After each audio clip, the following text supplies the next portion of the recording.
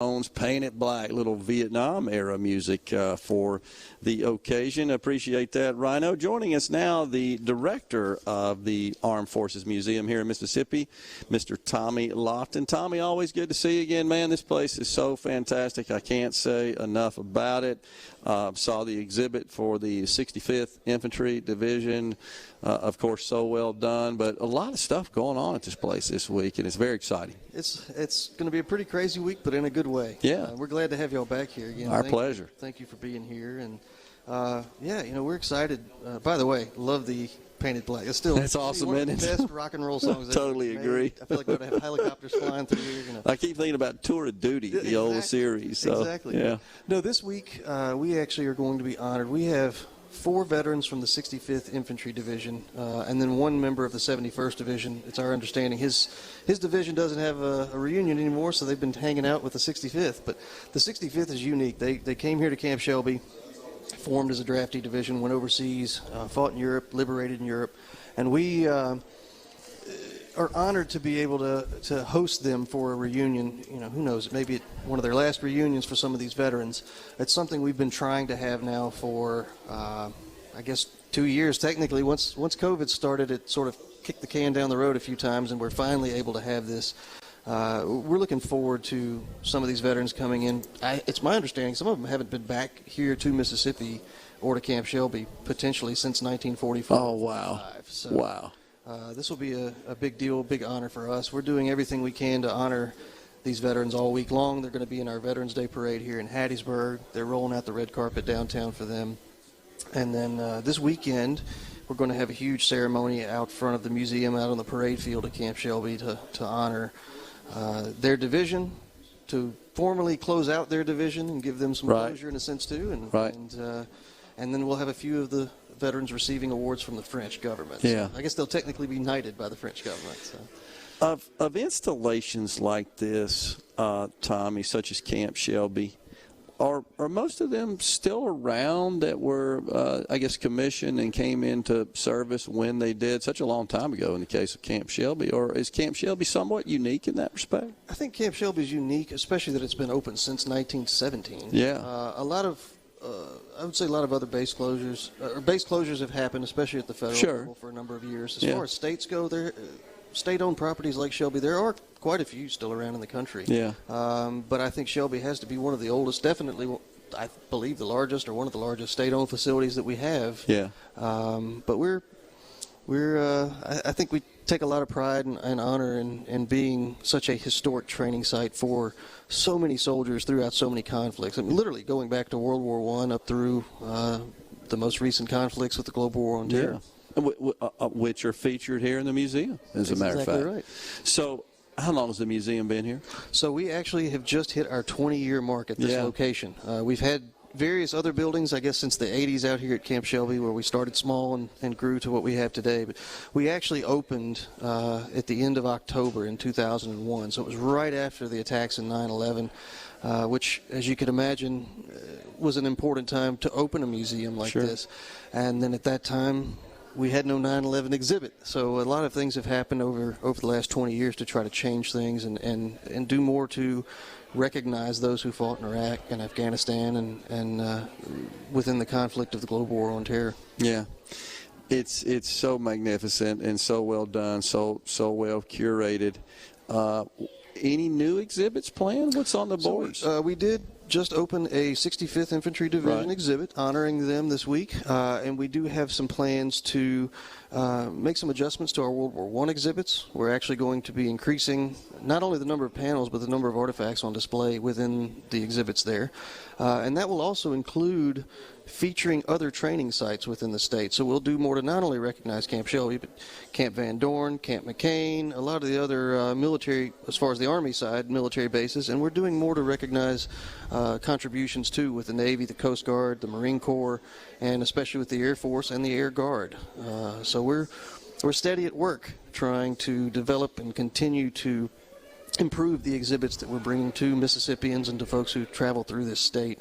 And that's a comment we've been getting a lot lately as people travel through here. They come by the museum, get the chance to walk around and say, I had no clue Mississippi has contributed so much to our history and our military history. Yeah. And it's nice to have folks from other states come in and appreciate us when, we may not always get a great appreciation on the news media, Right. First or Right. last in maybe categories we don't necessarily want to be first or last That's in. right. But it's great.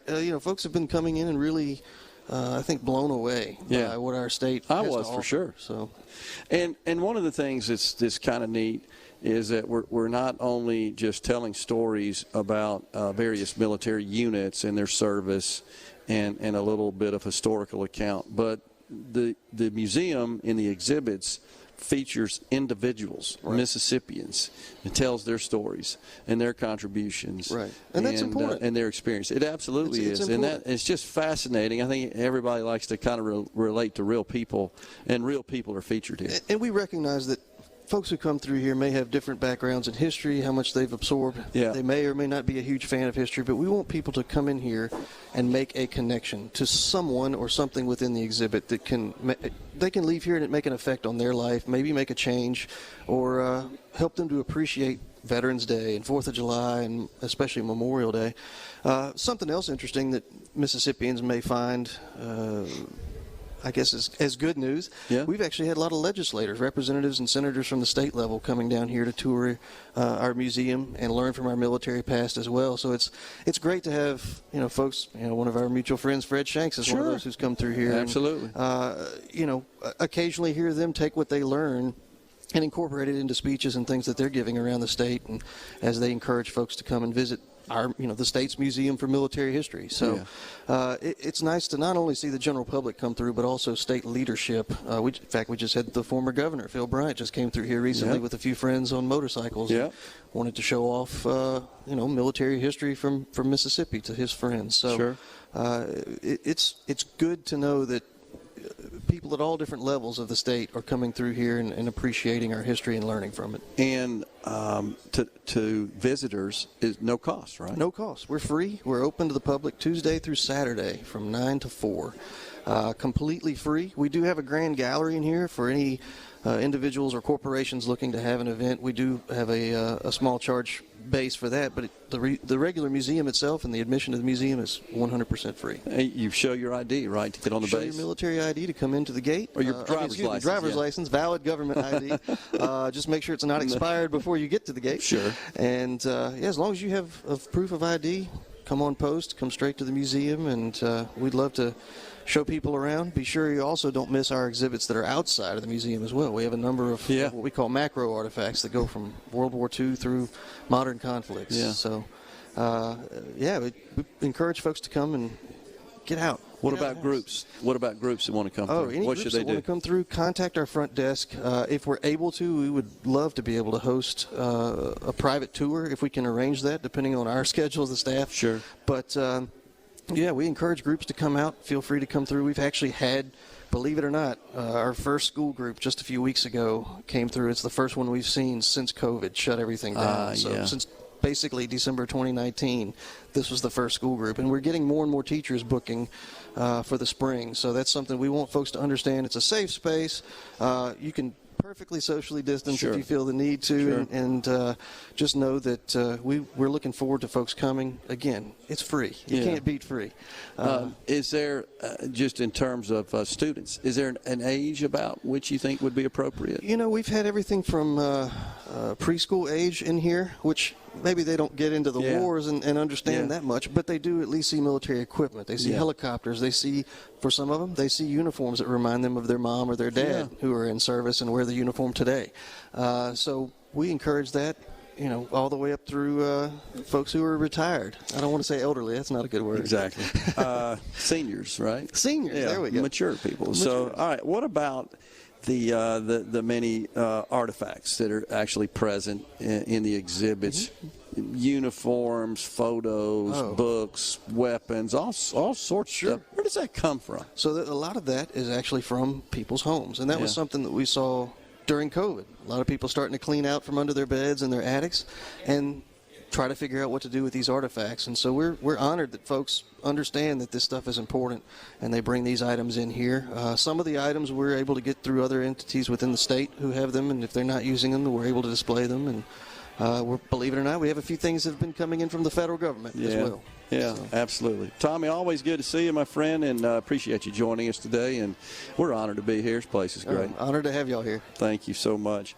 Middays with Gerard will come right back. We've got Colonel Rick Weaver joining us next. He's the commander, post commander of Camp Shelby State, Mississippi. We're back with Tommy Lofton. He's the executive director of the Armed Forces Museum. We've got Colonel Weaver joining us at 12:05.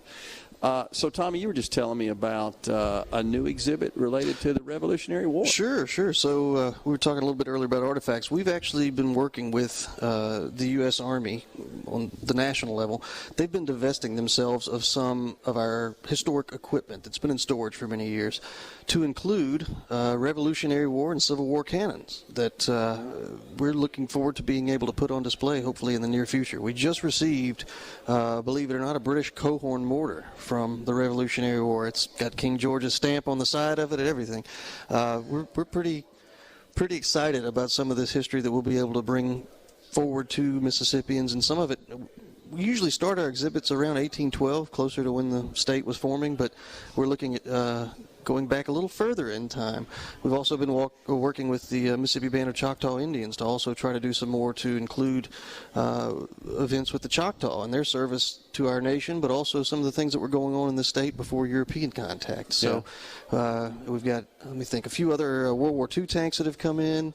We've actually now got the bow piece. Folks may remember from the Senate side parking lot at the state capitol. Yep. For many years was the bow piece of the USS Mississippi, BB-23. We now have that, and we're in the process of getting that back out on display in front of the museum.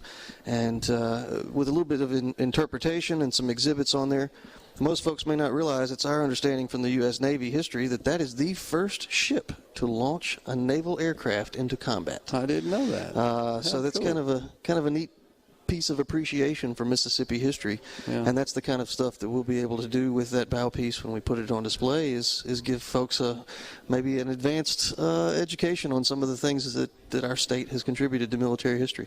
Is there kind of a communications channel, Tommy, where you and the staff at the museum, the curators and so forth, are trying to get the word out to people who may have some of these artifacts stored away in their attic, for example? True. Any speaking engagements, we usually try to plug that. Our Facebook accounts, we're posting things quite often from individuals' collections that have come in.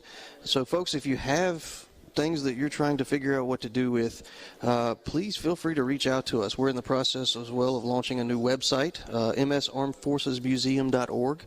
You'll be able to contact us through there as well. We have forms and things set up so folks can make a donation offer or inquire to see what we're interested in. A little bit of a disclaimer, we can't take everything because we only have so much storage, but we would love to see what folks have and be able to preserve things for future generations. And thankfully, a lot of folks, especially we were saying earlier during COVID, had stuck in the house trying to figure out something to do. They're finally cleaning out that closet or getting into the attic, finding all kinds of neat pieces of history that they've been able to turn over to us, donate, and we've been able to put on display. So it went from being in their attic or their closet or under their bed to now being seen by thousands of people, each week and month that come through this museum. So it's quite an honor for us to be able to accept these artifacts and preserve not only the lineage of those individuals, but the service of those units and in some instances, the sacrifice of these individuals in warfare. So, do you think, Tommy, this is such a unique facility and such a neat deal, do you think that dignitaries and high-level elected officials in the United States that are not from and do not represent Mississippi, are they aware of this place? Yes, sir. I think more and more frequently here, too. In fact, we just recently had an event here that involved a few folks from the Pentagon level coming into the museum physically for the first time and getting the chance to tour this facility. Some of them had not heard of us. Some had heard good things, and they were able to actually take that back to Washington and tell their counterparts, if you get the chance, come down here to Camp Shelby, come down to our museum and see what Mississippi is doing now and has done in the past with our military. So we take a lot of pride, and it's our goal every day to honor the men and women that served our state and have worn various uniforms in various service branches. And it's important to us to not only honor their service, but make others aware of the service of our Mississippians. And it's great that, like you say, on the national level, folks are starting to finally pay more and more attention to us. Yeah. How was the decision made to locate Mississippi's Armed Forces Museum here at Camp Shelby? Well, it's my understanding they were actually looking at several locations throughout the state, one of which I know was actually the Mississippi Gulf Coast. And occasionally some folks from the coast still remind me that, the museum ought to be down there. But as much as we love the coast, Camp Shelby, I think, was an obvious decision, being that it's on a military location. The other great thing about our facility is we get so much support from our military. All of the various departments out here, from DPW to MATES to CSMS, all these things, every acronym you can think of every building out here, in one way or another has supported this museum, whether it's helping us to reconstruct something, to build something new, build exhibit panels, cases, and just the overall maintenance of this facility. It's been amazing, and I think that was a wise decision in putting this museum here. And General Mickey Walker had a lot to do with that, and our early board members there in the late 90s and early 2000s, I think, had a lot of foresight in really putting this museum here rather than somewhere else in the state. Absolutely. How's it funded? So we are state funded, even though we are supported through the National Guard Bureau. I would say almost 100% of our funds really come through either our museum foundation, which folks can contribute to. That's also where our gift shop is run, and we are now launching a brick program, and we'll be launching a membership program after the first of the year as well, online and here in the museum. So we get quite a bit of support from our museum foundation, but the Mississippi Military Department through the state of Mississippi is actually where we get a lot of our financial support, and that's to me, it's been a great blessing working with and for the military department. It's not. I've worked in other museums and military museums that have been private before coming here, but to actually get to work day in and day out with men and women who still wear the uniform and love what we're doing just as much as we do has been just a great blessing. And for anybody who's not really connected to maybe current folks in service or recent veterans even, feel free to come by the museum, because there's always somebody here in uniform.